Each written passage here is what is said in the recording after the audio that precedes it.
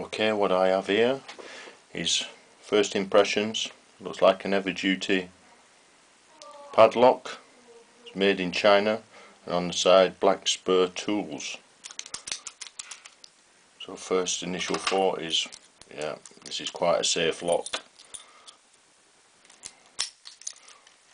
There you go. Works with the keys in it. What I'm going to do here is apply a little bit of tension and just rake it. Show you how easy it is to get into the lock. There you go, lock open. So first impressions, like I say, heavy duty, secure lock, however, can be simply picked. Thank you.